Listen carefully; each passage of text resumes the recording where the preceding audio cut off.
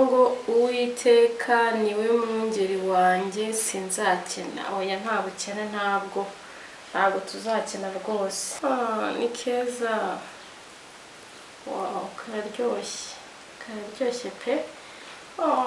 Thank you. Mbasha mujye mwibuka kuvuga merci na welcome to our sweet home. Ngira ngo nayo murayibona ko ari nziza. Umva kana gasirimu cyane, gafite amabara meza, kanditse neza, mbese welcome to our sweet home. Ikaze ku mubyeyimagazine. Niba uri mushya hano tuguhaye ikaze.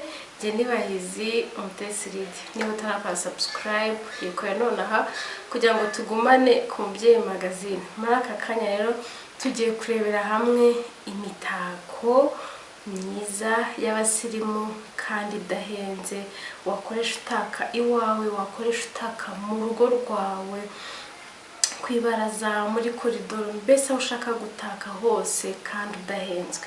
Rero iyi video yatewe inkunga na Beya Design, bakorera Nyarugenge mu isoko, bafite ibintu byinshi cyane umva utabasha kurondora.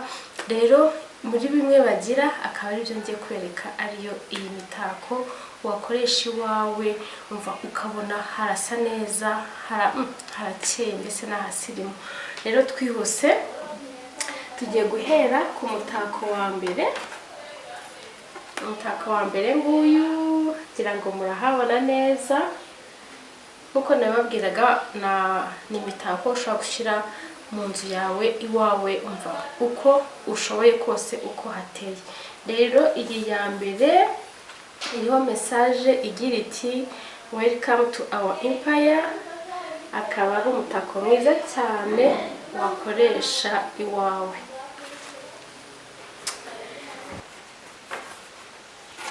Twagiye ku mutako wa kabiri. Umutako wa kabiri naho uriho message. Mfite message yawo cyangwa muri kuyireba. Iyi message iravuga iti as for me and my house we will serve the Lord. Joshua 24:15. As for me and my house we will serve the Lord. Okay. Hanyuma rero iranoroshye ukuntu wayitaka, ifite akantu wakoresha uyimanikaho, hanyuma mugasavinga the Lord iwanyu. Twagiye ku wundi wa kabiri. Uwundi wa kabiri hariho ka message keza naho ngira ngo muri kukabona. Welcome to our sweet home. Ngira ngo nayo murayibona ko ari nziza. Umva kana gasirimu cyane, gafite amabara meza, kanditse neza, mbese twose ni twiza cyane. Hanyuma tugiye ku wundi mutako ukurikira. Kamaze nyibereke. Nayo murayibona message yanditseho.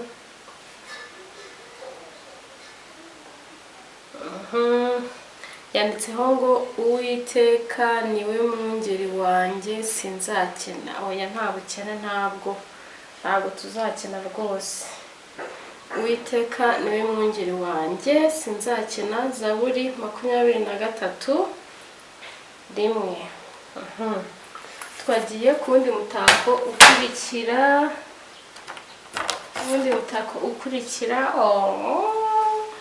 Thank you.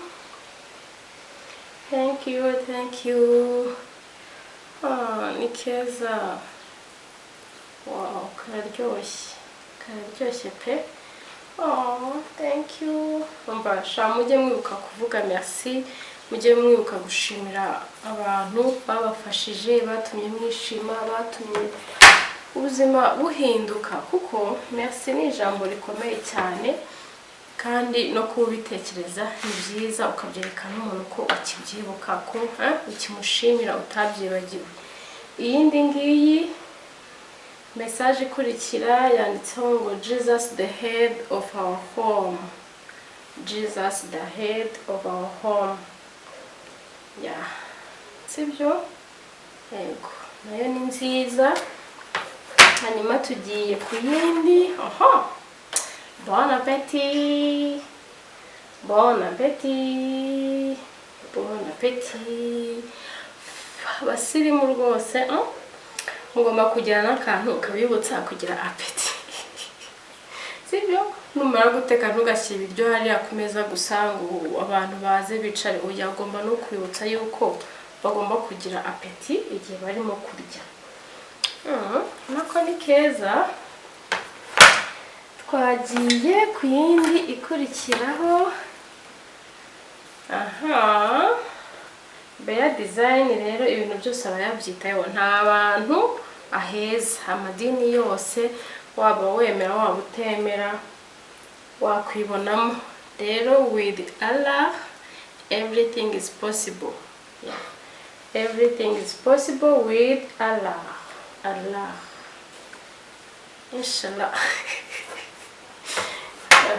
Hanyuma twagiye kundi mutako nawo wo muri Beya design ati bless this home. Bless this home. Okay. Gira ngo muri kwibonamo, buri muntu wese ari kwibonamo. Ririya gusa rero hari n'iyindi design zitandukanye. Hari n'akandi hano nako karyoshye.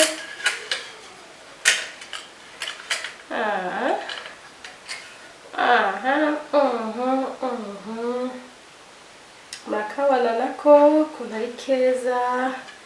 Jesus is the head of our home. Urabibona ukuntu ari nziza cyane kandi ku giciro gito cyane rwose. Beya design ibintu byose aba yabyitayeho, nta muntu uhejwe kandi igiciro ntabwo ari ikibazo.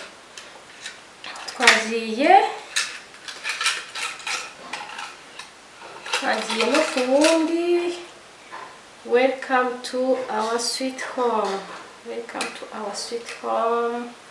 Nayo murabona ukuntu ari nziza, iraryoshye.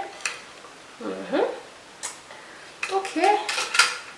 Twagiye no ku yindi ikurikiraho.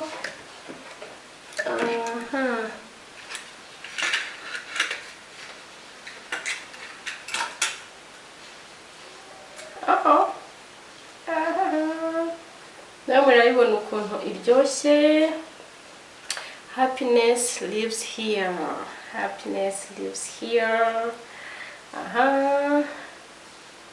Murakabona nako ukuntu ari keza gasobanutse, ari agasirimu.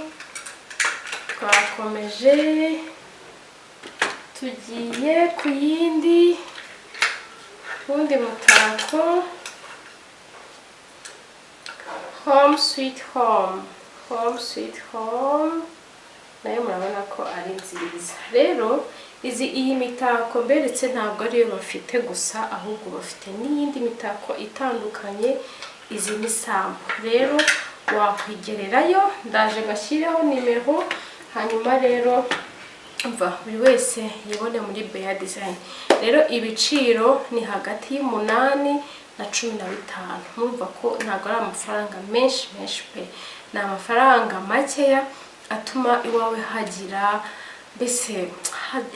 mood nziza, akabona buri umuntu wese winjiye hari ukuntu ari kukarangarira. Nawe ubwawe waba winjiyeyo, waba wicaye mu nzu yawe ukabona mbese hari akantu kongera ubwiza inzu yawe gahari, n'ubwenge bugakora, n'ubwonko bugakora, mbese ukagira ubuzima buryoshye bufite icyanga. Rero munyarukire muri Beya design, bakorera Nyarugenge mu isoko. Hanyuma mwihahire imitako n'ibindi byiza byinshi bafite.